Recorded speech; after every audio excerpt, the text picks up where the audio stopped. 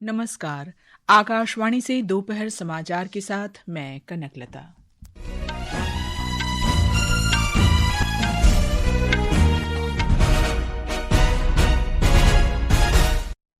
केंद्रीय गृह मंत्री अमित शाह ने सिलीगुड़ी में सशस्त्र सीमा बल के मुख्यालय में 189 करोड़ रुपए की कई परियोजनाओं का उद्घाटन और शिलान्यास किया। भारत और ब्राजील ने पुणे में ब्रिक्स आईसीटी बैठक से अलग डिजिटल नवाचार और उभरती हुई प्रौद्योगिकियों में सहयोग को बढ़ावा देने के लिए समझौता ज्ञापन पर हस्ताक्षर किए। सर्वोच्च न्यायालय ने प्रवेश स्तर की न्यायिक सेवा परीक्षाओं के लिए 3 वर्ष की वकालत अवधि को घटाकर 1 वर्ष किया। वाणिज्य तथा उद्योग मंत्री पीयूष गोयल ने सिंगापुर के साथ आर्थिक साझेदारी को और मजबूत करने के लिए भारत की प्रतिबद्धता दोहराई। सिंगापुर के व्यापार और उद्योग मंत्री के साथ बैठक की। अमेरिका ने ईरान पर कड़े प्रतिबंध लगाने की चेतावनी दी। ईरान ने कहा इसका उद्देश्य अमेरिका की घरेलू आर्थिक समस्याओं से ध्यान हटाना है। और विश्व बैडमिंटन चैंपियनशिप में त्रिशा जॉली और गायत्री गोपीचंद की भारतीय जोड़ी महिला डबल्स सेमीफाइनल में पहुंची। अब समाचार विस्तार से। गृहमंत्री अमित शाह ने आज पश्चिम बंगाल के सिलीगुड़ी में सशस्त्र सीमा बल एसएसबी मुख्यालय में कई परियोजनाओं का उद्घाटन और शिलान्यास किया। जवानों को संबोधित करते हुए श्री शाह ने कहा कि इससे पहले एसएसबी के कार्यक्रमों में पूर्व मुख्यमंत्रियों को आमंत्रित किया गया था, लेकिन उन्होंने इनमें शामिल होना उचित नहीं समझा।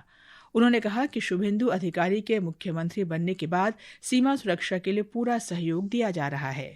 सरकार के गठन के 45 दिन के भीतर 1129 एकड़ भूमि बीएसएफ और एसएसबी के लिए शुभेंदु जी ने दे दिया।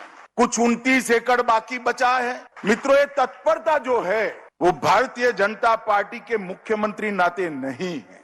उनको मालूम है जब तक घुसपैठ नहीं रोकती ना पश्चिम बंगाल सुरक्षित रह सकता है ना भारत सुरक्षित रह सकता है। और घुसपैठ रोकने की पूर्व शर्त है कि सीमा पर बाढ़ को पूरा लगा दिया जाए।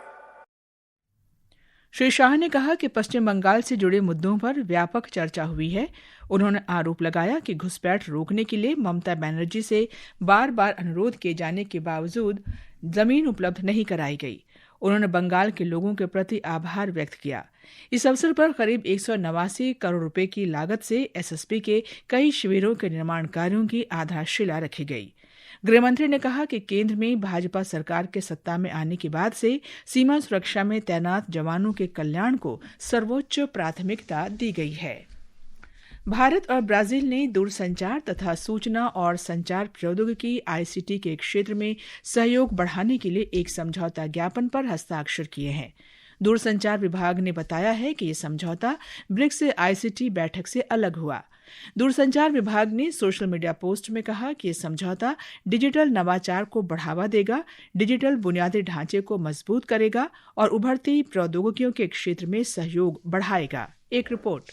पुणे में आयोजित 12वीं ब्रिक्स संचार मंत्रियों की बैठक से इतर केंद्रीय संचार मंत्री ज्योतिरादित्य सिंधिया और ब्राजील के संचार मंत्री फेडरिको डी सिक्वेरा फिल्हो के बीच हुआ। ये समझौता ज्ञापन दूरसंचार, डिजिटल बुनियादी ढांचे और उभरती प्रौद्योगिकियों के क्षेत्र में व्यवस्थित सहयोग के लिए एक रूपरेखा भी प्रदान करता है। इस साझेदारी का उद्देश्य दोनों देशों में समावेशी, सुरक्षित और मजबूत डिजिटल व्यवस्था को बढ़ावा देना है। भारत की वर्ष 2026 की ब्रिक्स अध्यक्षता के संदर्भ में ये समझौता बेहद महत्वपूर्ण है। भारत ब्रिक्स सदस्य देशों के बीच डिजिटल सार्वजनिक बुनियादी ढांचे और अंतर्राष्ट्रीय दूरसंचार मानकों के क्षेत्र में अधिक सहयोग की वकालत करता रहा है। भारत ब्राजील समझौता दोनों देशों के बीच व्यापक रणनीतिक साझेदारी का भी एक हिस्सा है। समाचार कक्ष से फरहत नाज।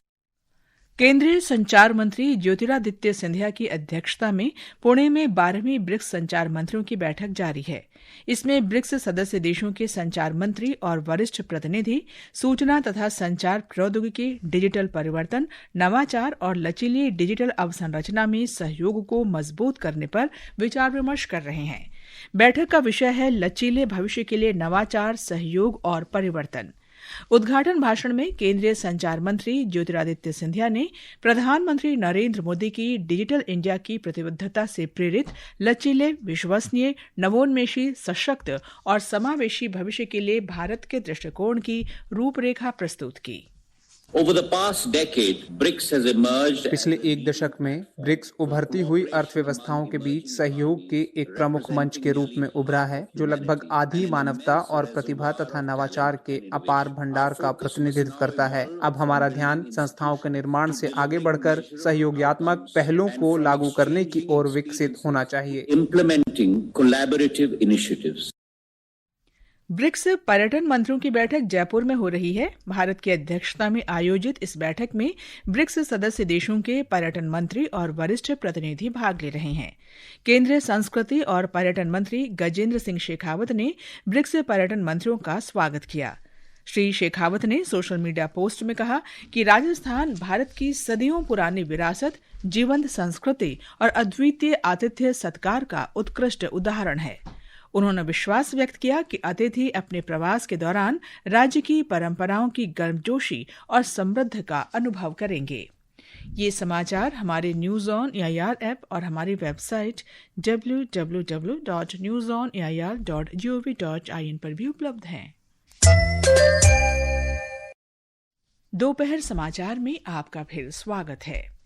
सर्वोच्च न्यायालय ने प्रवेश स्तर की न्यायिक सेवा परीक्षाएं देने के संबंध में विधि स्नातकों के लिए अनिवार्य 3 वर्ष की वकालत की अवधि घटाकर 1 वर्ष कर दी है। न्यायालय ने इस बारे में पिछले वर्ष के अपने ही फैसले में संशोधन किया है।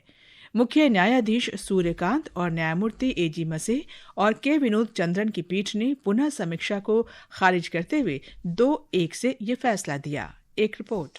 पीठ ने कहा कि 25 मई 2025 से 31 मार्च 2027 के बीच अधिसूचित न्यायिक सेवा परीक्षाओं में बैठने वाले उम्मीदवार पूर्व अनुभव के बिना भी पात्र होंगे। हालांकि इन परीक्षाओं में चयनित उम्मीदवारों की नियुक्ति शुरू में प्रशिक्षु न्यायिक अधिकारियों के रूप में होगी। उन्हें न्यायिक अकादमी में 1 वर्ष का प्रशिक्षण लेना होगा और उसके बाद 1 वर्ष के लिए व्यवहारिक प्रशिक्षण लेना होगा। शीर्ष अदालत ने पिछले साल 20 मई को नए विधि स्नातकों को प्रवेश स्तर की न्यायिक सेवा परीक्षा देने से रोक दिया था और इसके लिए कम से कम 3 वर्ष की कानूनी वकालत अनिवार्य की थी। समाचार कक्ष से दीपेंद्र कुमार। झारखंड उच्च न्यायालय ने राज्य सरकार द्वारा जेएसएससी, सीजीएल और सीडीपीओ परीक्षाओं की नियुक्तियां रद्द करने के आदेश पर अंतरिम रोक लगा दी है। हमारे संवाददाता ने बताया है कि न्यायमूर्ति दीपक रोशन की अदालत ने इस मामले में राज्य सरकार और झारखंड लोक सेवा आयोग से जवाब मांगा है। झारखंड हाई कोर्ट ने एक बड़ा फैसला सुनाते हुए राज्य सरकार द्वारा जेएसएससी, सीजीएल और बाल विकास परियोजना पदाधिकारी यानी सीडीपीओ परीक्षाओं की नियुक्तियां रद्द करने के आदेश पर रोक लगा दी है। न्यायमूर्ति दीपक रोशन की अदालत ने इस संबंध में दायर याचिकाओं पर सुनवाई करते हुए राज्य सरकार और जेपीएससी को आगामी 7 सितम्बर तक विस्तृत जवाब दाखिल करने का निर्देश दिया है। प्रार्थियों की ओर से अदालत को बताया गया कि विज्ञापन और नियुक्तियों को अचानक रद्द करने का सरकारी फैसला नियमों के अनुकूल नहीं है। अदालत ने मामले की अगली सुनवाई 15 सितंबर तय की है। इससे पहले कल जेपीएससी नियुक्तियों को रद्द करने के सरकारी आदेश पर हाई कोर्ट ने अंतरिम रोक लगाई थी। महविश रहमान, आकाशवाणी समाचार, रांची। वाणिज्य तथा उद्योग मंत्री पीयूष गोयल ने सिंगापुर और पूरे एशिया के साथ आर्थिक साझेदारी को और मजबूत करने तथा कारोबारियों के बीच सहयोग बढ़ाने की भारत की प्रतिबद्धता पर जोर दिया है। सिंगापुर में भारत सिंगापुर कारोबारी मंच को संबोधित करते हुए श्री गोयल ने भारत की मजबूत आर्थिक विकास यात्रा, निवेश के अवसरों और प्रधानमंत्री नरेंद्र मोदी के नेतृत्व में कारोबार सुगम बनाने के लिए सरकार के प्रयासों का उल्लेख किया। श्री गोयल ने सिंगापुर के विदेश मामलों और व्यापार तथा उद्योग राज्य मंत्री गन सियो हवांग तथा अन्य गणमान्य लोगों से भी मुलाकात की। भारतीय रेलवे जम्मू और श्रीनगर के बीच तीसरी वंदे भारत रेलगाड़ी शुरू करेगा। नई सेवा से लोगों को यात्रा का एक और विकल्प मिलेगा। ब्यौरा हमारे संवाददाता से। तीसरी वंदे भारत एक्सप्रेस के उधमपुर स्टेशन पर रुकने की सुविधा का स्थानीय लोगों ने स्वागत किया है। इसे क्षेत्र के लिए एक महत्वपूर्ण कदम बताया जा रहा है। नई वंदे भारत उन यात्रियों के लिए खास तौर पर महत्वपूर्ण है जिन्हें नौकरी, कारोबार, शिक्षा, स्वास्थ्य और अन्य जरूरी कामों के सिलसिले में जम्मू श्रीनगर आना जाना पड़ता है। अब उन्हें इस सेवा का लाभ लेने के लिए पहले जम्मू या किसी अन्य स्टेशन तक जाने की जरूरत नहीं पड़ेगी। उधमपुर से ही जम्मू से श्रीनगर तक की यात्रा की जा सकेगी। गुलशन रैना की रिपोर्ट के साथ समाचार कक्ष से प्रियंका अरोड़ा। ये समाचार आकाशवाणी से प्रसारित किए जा रहे हैं। ताज़ा समाचार जानने के लिए आप हमारे न्यूज ऑन एआईआर ऐप और social media handle X @AIR News Hindi को फॉलो कर सकते हैं। ये आकाशवाणी है। अमेरिका के वित्त मंत्री स्कॉट बेसेंट ने कहा है कि ईरान को विश्व में इतिहास के सबसे बड़े समन्वित आर्थिक अलगाव का सामना करना पड़ेगा। एक साक्षात्कार में श्री बेसेंट ने ईरान के साथ कारोबार करने वाले देशों और कंपनियों पर द्वितीय प्रतिबंध लगाने की चेतावनी दी। अमेरिका के राष्ट्रपति डोनाल्ड ट्रंप ने भी ईरान के आर्थिक उपायों को ध्वस्त करने की धमकी दी थी। इसके बाद ईरान के विदेश मंत्री अब्बास अराक्ची ने इन आर्थिक धमकियों को खारिज कर दिया है। सोशल मीडिया पोस्ट में अराक्ची ने कहा कि ये धमकी अमेरिकी जनता का अपने घरेलू वित्तीय समस्याओं से ध्यान भटकाने के लिए दी जा रही है। अमेरिका के राष्ट्रपति डोनाल्ड ट्रंप ने कहा है कि अमेरिका ईरान से जुड़े महत्वपूर्ण जलमार्गों को मुख्य रूप से नियंत्रित कर रहा है और जल्द ही उन पर पूरा कब्जा कर लेगा। एक रिपोर्ट। एक निजी रेडियो चैनल के साथ साक्षात्कार में श्री ट्रंप ने ईरान के खिलाफ अमेरिकी सैन्य कार्रवाई का समर्थन किया और कहा कि अमेरिका के लोगों को इस संघर्ष के कारण पेट्रोल और ऊर्जा की कीमतों में वृद्धि का सामना करना पड़ सकता है। उन्होंने कहा कि ईरान को परमाणु हथियार बनाने नहीं दिए जाएंगे और दावा किया कि ईरान की मिसाइल और ड्रोन बनाने की क्षमता काफी हद तक कम हो चुकी है। उन्होंने कहा कि ईरान में बढ़ती महंगाई, कमजोर मुद्रा और सैन्य कर्मियों को वेतन नहीं मिलना उस पर बढ़ते दबाव के संकेत हैं। श्री ट्रंप ने कहा कि अगर ईरान के पास परमाणु हथियार होते तो वह इसराइल और पश्चिम एशिया के अन्य देशों पर हमले कर सकता था। श्री ट्रंप ने कहा कि ईरान की मिसाइलों ने सऊदी अरब, कतर, संयुक्त अरब अमीरात, कुवैत और बहरीन को निशाना बनाया है। समाचार कक्ष से जागृति शर्मा। अमेरिका ने क्यूबा के निर्माण, खनन और धातु क्षेत्रों से जुड़ी 9 सरकारी कंपनियों पर प्रतिबंध लगा दिए हैं। साथ ही क्यूबा की सरकारी कंपनियों के साथ कारोबार करने वाले अमेरिकी नागरिकों पर भी पाबंदियां कड़ी कर दी गई हैं। क्यूबा में फिदेल कास्ट्रो की 100वीं जयंती से जुड़े समारोहों से वापस आने वाले नागरिकों को अमेरिका मियामी हवाई अड्डे पर कुछ देर के लिए हिरासत में लिया गया। मौसम विभाग ने आज पूर्वी मध्य प्रदेश में मूसलाधार बारिश का ऑरेंज अलर्ट जारी किया है। उत्तराखंड, छत्तीसगढ़, हिमाचल प्रदेश, जम्मू कश्मीर, लद्दाख, ओडिशा, पश्चिम बंगाल के तराई वाले क्षेत्र और सिक्किम तथा पश्चिमी उत्तर प्रदेश में तेज बारिश हो सकती है। मध्य प्रदेश से हमारे संवाददाता ने बताया है कि राज्य में तेज बारिश से जनजीवन प्रभावित है और कई नदियां उफान पर हैं।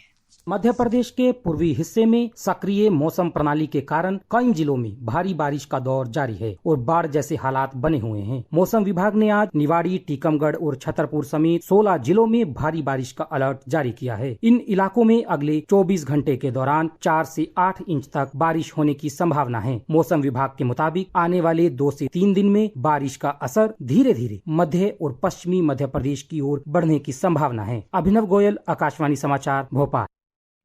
भारत की त्रिसा जॉली और गायत्री गोपीचंद की जोड़ी नई दिल्ली में बैडमिंटन विश्व चैंपियनशिप के महिला डबल्स सेमीफाइनल में पहुंच गई हैं। भारतीय जोड़ी ने असाधारण दृढ़ता और शानदार खेल का प्रदर्शन करते हुए पहले सेट में पिछड़ने के बाद वापसी की और चौथी वरीयता प्राप्त चीन की जिया यीफेन और झांगशू शियान को हराया। इस जीत के साथ त्रिसा और गायत्री ने प्रतिष्ठित चैंपियनशिप में भारत के लिए एक पदक सुनिश्चित कर लिया है। ये 15 वर्ष में विश्व चैंपियनशिप में महिला डबल्स में भारत का पहला पदक होगा। भारतीय महिला टीम आज एम्स्टरडैम में FIH हॉकी विश्व कप के दूसरे पूल चरण के पहले मैच में मेजबान नीदरलैंड से खेलेगी। ये मैच भारतीय समय के अनुसार रात 9:30 बजे शुरू होगा। घरेलू शेयर बाजार में आज दोपहर के कारोबार में मामूली वृद्धि दर्ज की गई। अंतिम समाचार मिलने तक सेंसेक्स 77,544 जबकि निफ्टी 24,236 पर था। अंत में मुख्य समाचार एक बार फिर। केंद्रीय गृह मंत्री अमित शाह ने सिलीगुड़ी में सशस्त्र सीमा बल के मुख्यालय में 189 करोड़ रुपए की कई परियोजनाओं का उद्घाटन और शिलान्यास किया। भारत और ब्राजील ने पुणे में ब्रिक्स ICT बैठक से अलग डिजिटल नवाचार और उभरती हुई प्रौद्योगिकियों में सहयोग को बढ़ावा देने के लिए समझौता ज्ञापन पर हस्ताक्षर किए। सर्वोच्च न्यायालय ने प्रवेश स्तर की न्यायिक सेवा परीक्षाओं के लिए 3 वर्ष की वकालत अवधि को घटाकर 1 वर्ष किया। वाणिज्य तथा उद्योग मंत्री पीयूष गोयल ने सिंगापुर के साथ आर्थिक साझेदारी को और मजबूत करने के लिए भारत की प्रतिबद्धता दोहराई। सिंगापुर के व्यापार और उद्योग मंत्री के साथ बैठक की। अमेरिका ने ईरान पर कड़े प्रतिबंध लगाने की चेतावनी दी। ईरान ने कहा इसका उद्देश्य अमेरिका की घरेलू आर्थिक समस्याओं से ध्यान हटाना है। और विश्व बैडमिंटन चैंपियनशिप में त्रिसा जॉली और गायत्री गोपीचंद की भारतीय जोड़ी महिला डबल्स सेमीफाइनल में पहुंची। इसके साथ ही दोपहर समाचार का ये अंक समाप्त हुआ। नमस्कार।